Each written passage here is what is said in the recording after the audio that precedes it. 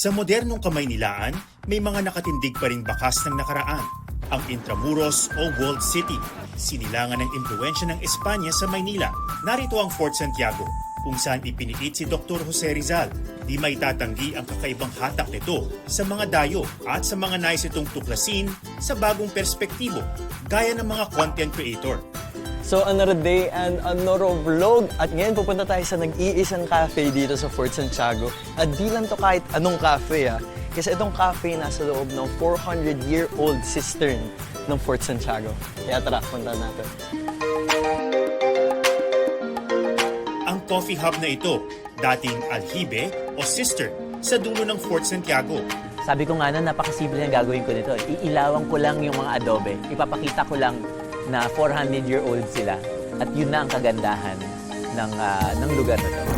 Noong panahon ng Kastila, imbakan ito ng malinis na tubig para sa mga sundalo at residente. Ngayon, balot na ito ng simoy ng kape. Malapit sa Intramuros ang isa pang makasaysayang gusali. Ang Kongreso noong panahon ng Amerikano at Bagong Republika, ngayon bahagi ng pambansang museo. Tahanan ng mga obra ng mga pintor at eskultor at ng isa pang sangay ng coffee shop. Kung saan Bakas din ng pamana ng Amerika sa arkitektura ng bahay na ito sa San Juan na mahigit isang siglo nang nakatayo. Ngayon, isa ng Filipino buffet restaurant. First time ko nakita, pagpasok ko pa lang dyan sa gate, sabi ko, wow, ang laki ng bahay. Pagpasok ko sa loob, iba yung pakiramdam. Medyo tumayo yung balahibo ko. Eventually, ni-restore namin sa original niya. Ang bahay na minsang nananahimik, naging masiglang muli.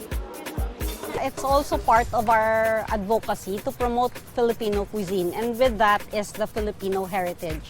Part yun ng culture natin, yung gathering, family. Ang mga luto rito, nakabubusog ng tiyan. Mata naman ang nabubusog sa angking ganda ng tahanan. yan ako. Busog na ako.